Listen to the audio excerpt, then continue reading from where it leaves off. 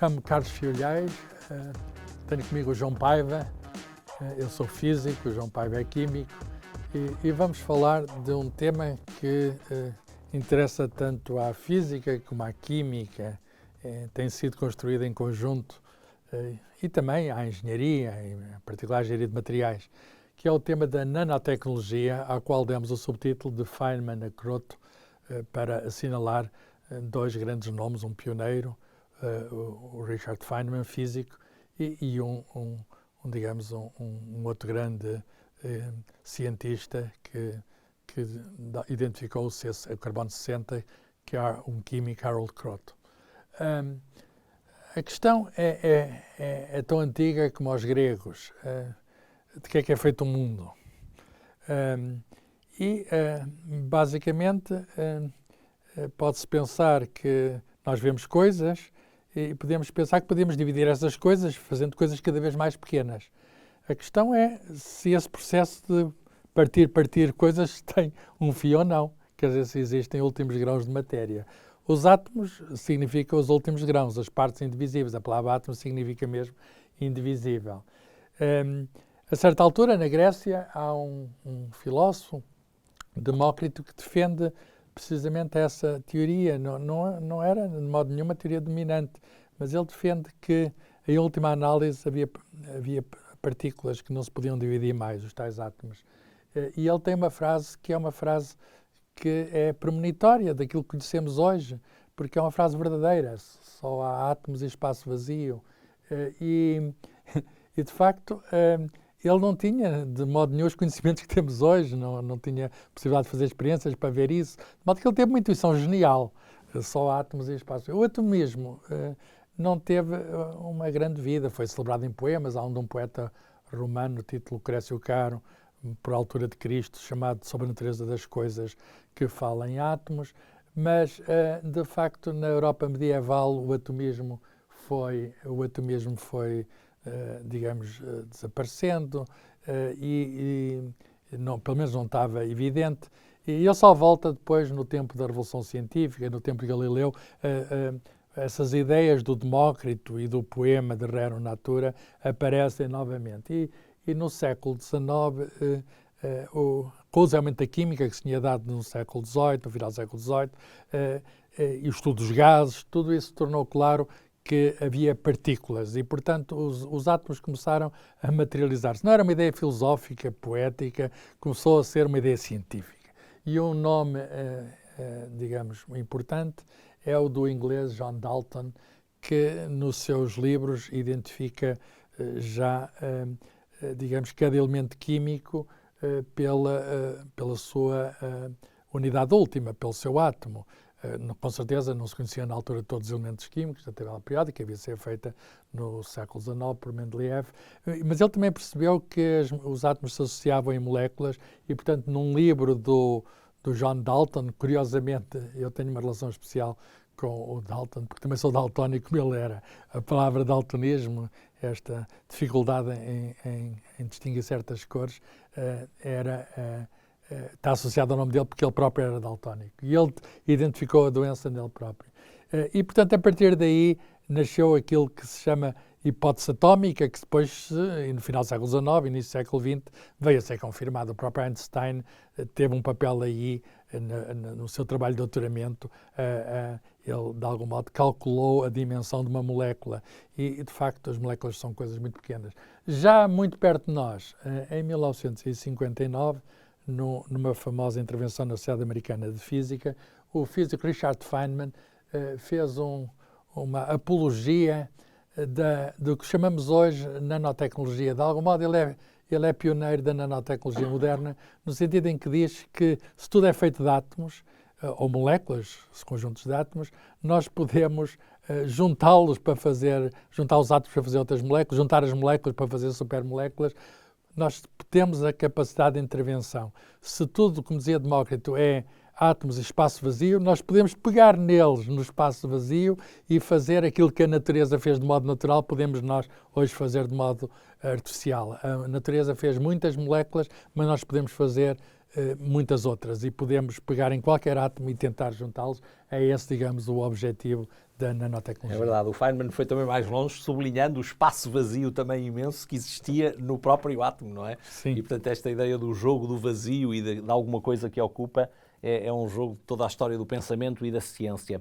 Eu gostava de voltar a trazer aqui Dalton, não só por ele ter, enfim, praticamente recomeçado em sede de método científico a teoria atómica, mas porque ele, ao determinar, enfim, de forma obviamente tosca e aproximada, a massa de alguns dos átomos, faz um alavancamento importante na química, que é da quantificação. Enfim, isto foi um processo que começou com Lavoisier e com a balança, mas a química emancipa-se como ciência, com muitos alavancamentos de aproximação quantitativa.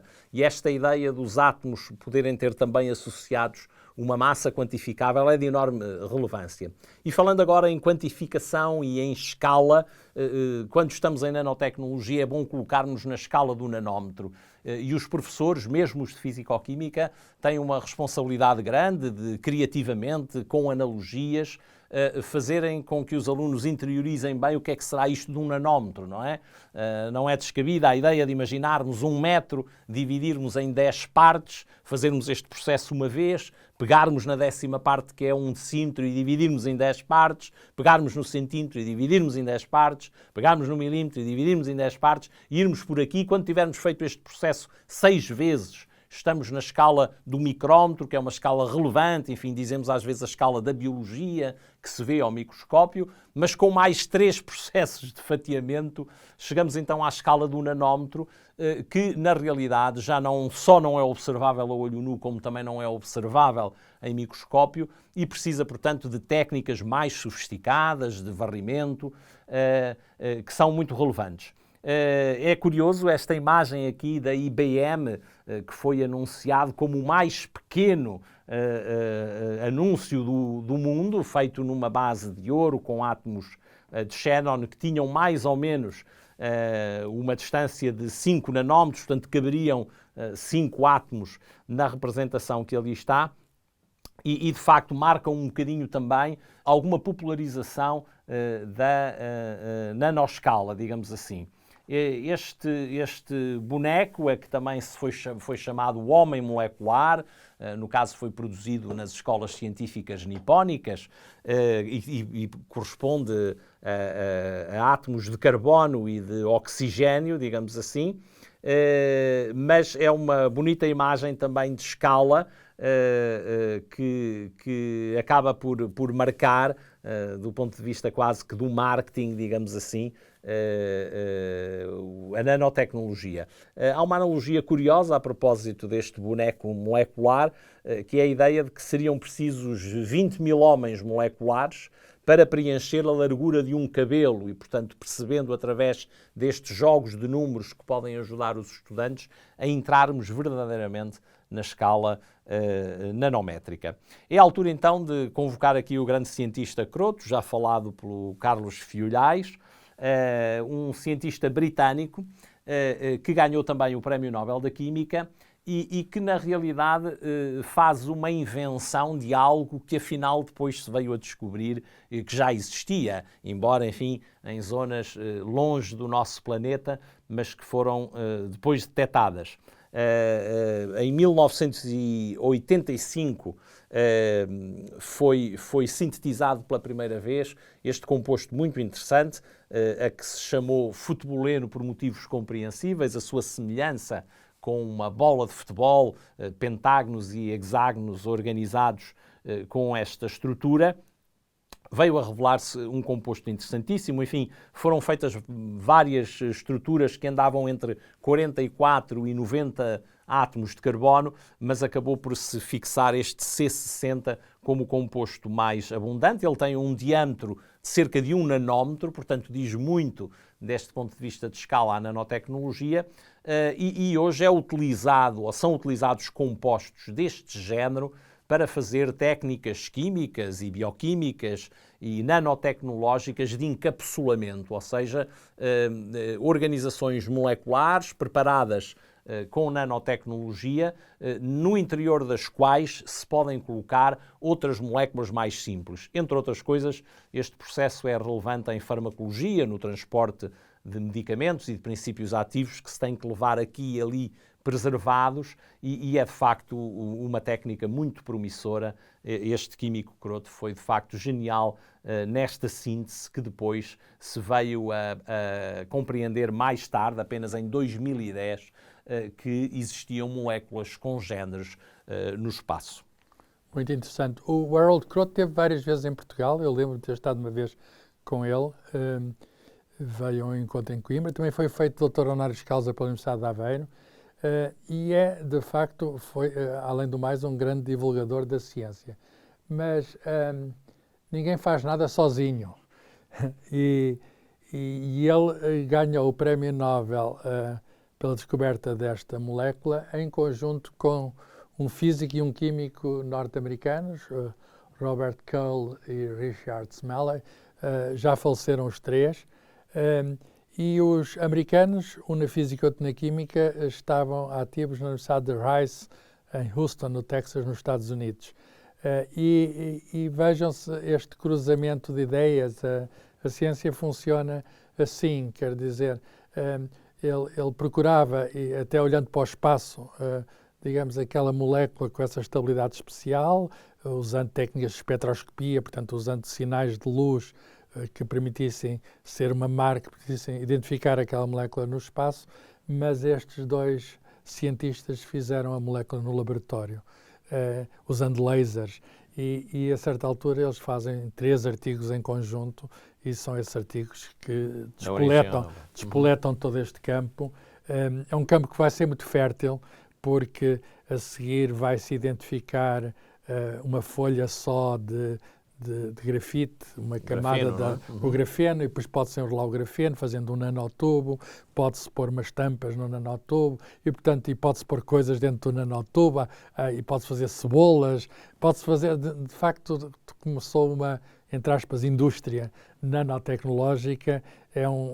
A palavra nanotecnologia está presente em cada vez maior número de artigos, é um tema que continua muito atual. De facto, num certo sentido, toda a química é nanotecnologia, mas aqui há uma pequena diferença. Enquanto na química nós empurramos,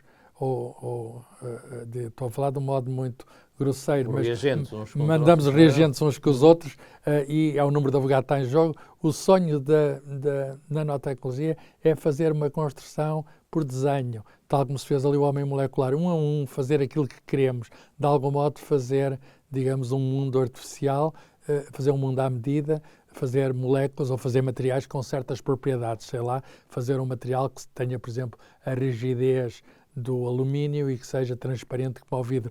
E isso, digamos, é um sonho.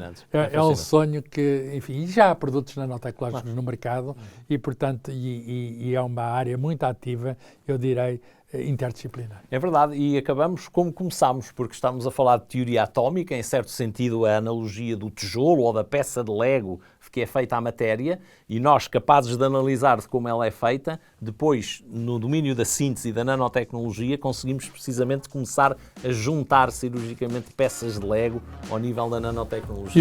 E fazemos praticamente o que queremos. Isso mesmo.